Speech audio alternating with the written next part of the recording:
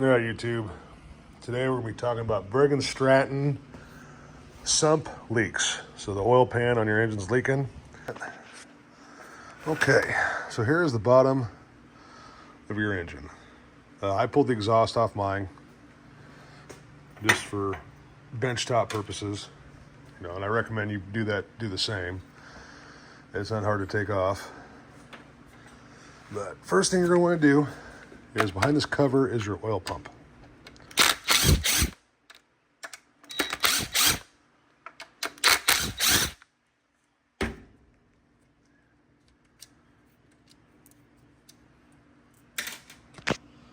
Grab your little encouragement. All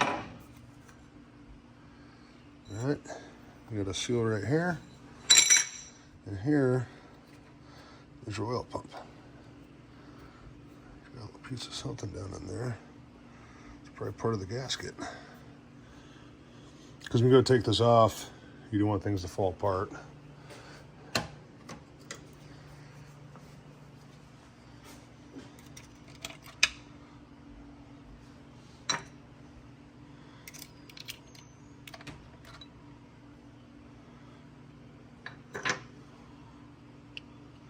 There's a screen.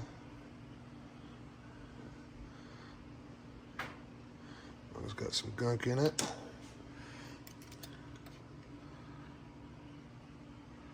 All right. Other than that, you get the oil pump out of there.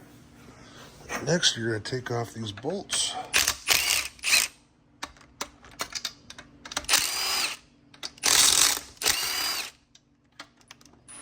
Ooh, that come off.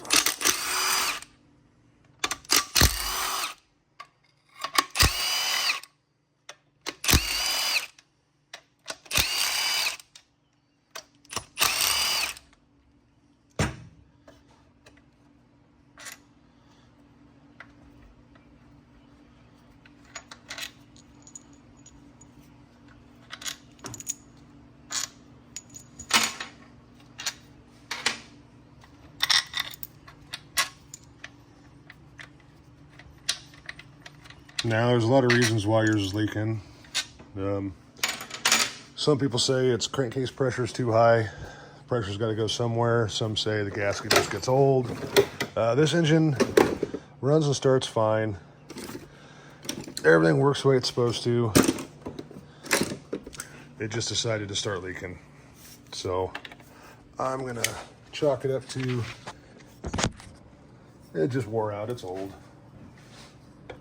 But vice grips, pliers, channel locks, whatever you want to do to take your oil pressure cutout switch, safety switch, whatever you want. Okay.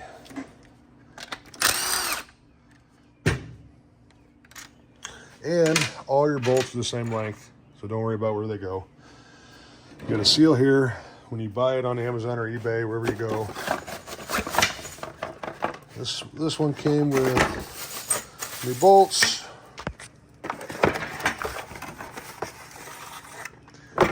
new gasket, which should have came with a seal, crank seal.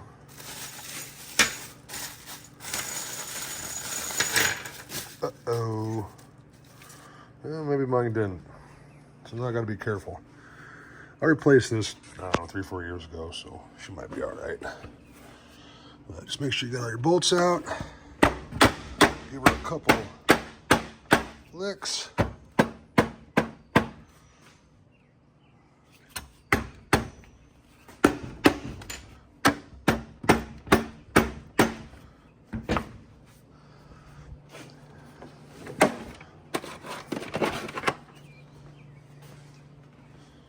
Oh, shoot, I almost forgot.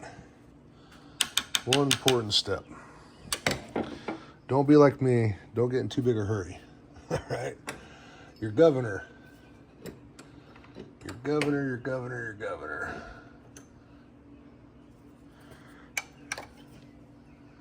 That's going to have to come off. Now, a lot of guys will say you're going to have to mark all this.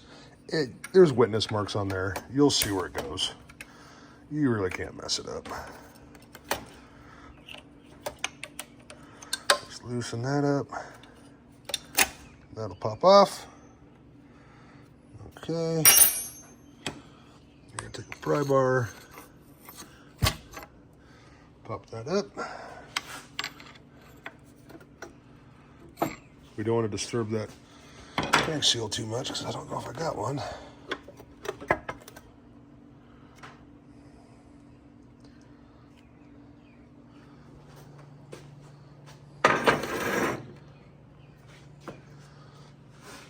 See, and this is where mine was leaking.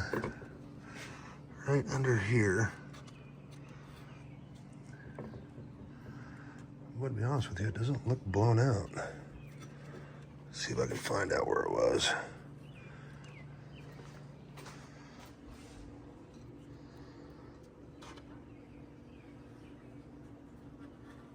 Oh, the other thing is when you pull your engine out, power wash it or brake clean it. Try to avoid a bunch of stuff coming down in there. I'm not seeing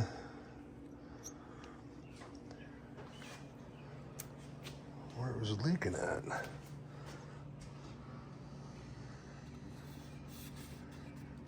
Interesting.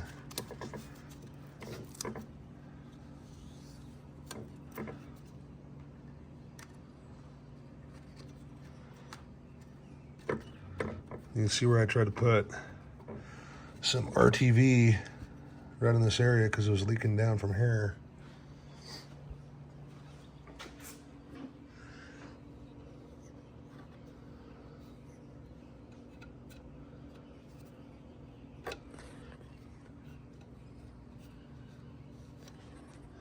See, the case looks good. Unless we got a problem with this pan itself, which I've never seen. Yeah, so that's the gist of it as far as pulling this out. As far as me pondering stuff, that's just me being me. It's a very common failure on these. Well, that's part one of removing the sump. It's not too bad, guys. Don't, especially the governor part, it's not a big deal. It's really not. I'll show you how to do that. Next step is to clean up the mating surfaces really good. We're going to go ahead and inspect that shaft seal. I might have one since we're here. And then we'll go about putting it back together. But so yeah, so if you get to this point, clean this up real good. Then we'll be right back. All right, guys. Once you get everything cleaned up, this is what I do. Go out, get yourself some high-tack. Okay, it's high-tack spray gasket sealer. You can go, you know what, we'll just do this one.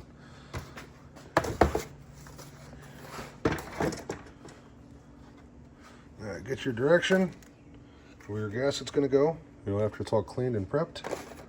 All right, put it on the surface. Get you some high-tack.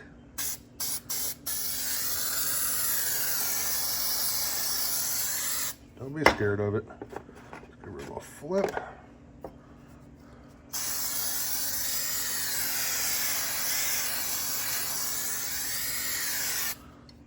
Okay. Nice and tacky. We're going to throw her down. There's a dowel on the sump and a dowel on the block. This stuff's already sticky. All right. We're going to line all those up. Best we can. Give her a little pressure here. Oops, sticking my finger. She kind of falls in place. Now,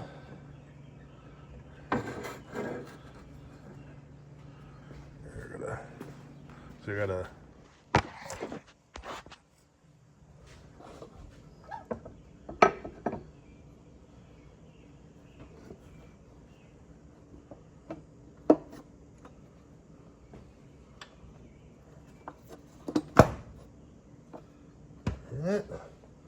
now if you're off a smidge with the gasket, as soon as you get to cranking it, watch, she'll center that gasket.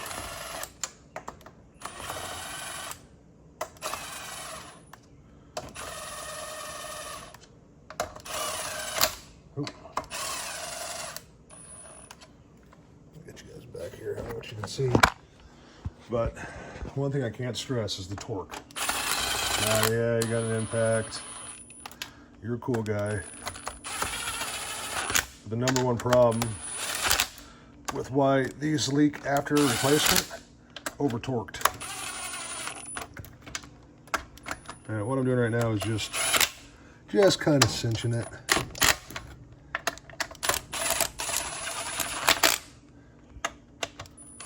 Just making sure they're down. Let me look up the torque specs. They'll probably be in the description or the title or something. But that's all there is to it for replacing that gasket. Then you just reverse the order. All right, I didn't move this. Nothing got moved. We're just gonna pop that right back on.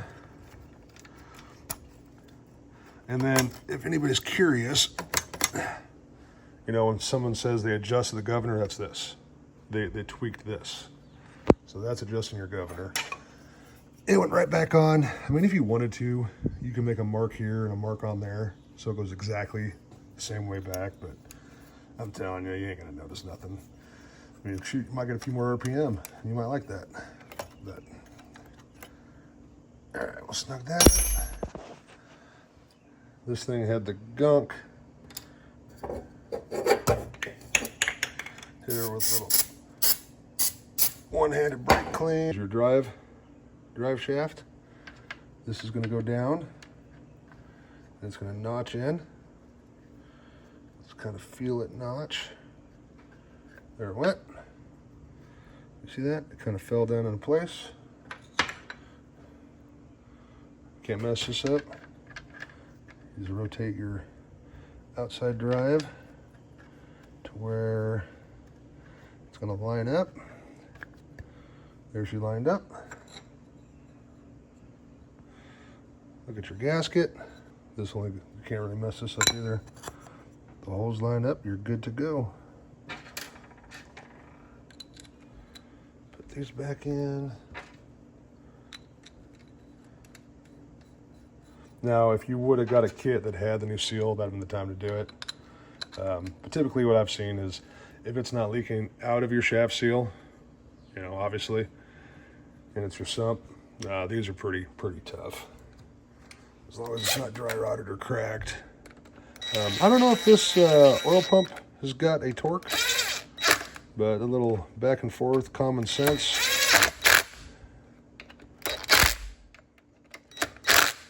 And then I'll go back with a ratchet to see how they feel. But that's it, guys. It's not scary. It's pretty easy. Don't worry about your governor and timing and all that. It ain't gonna hurt nothing. So I'll get the sump torqued, throw an oil filter on it, toss the exhaust back on it, stick it back in the mower, fire it up, and away we go. After I add oil, of course. But, all right, guys, have a good one. All right, guys, I got an update for you. So put the engine back together. It was still leaking oil. This is that oil pressure cutout. Let's see if you can see this.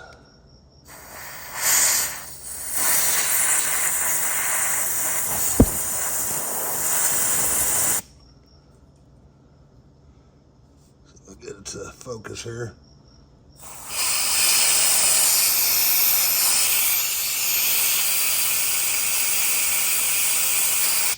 It was leaking through my sensor. This was the problem. It was actually had enough oil pressure, it was spraying it onto my sump where they usually commonly fail. So might be worth taking a peek at.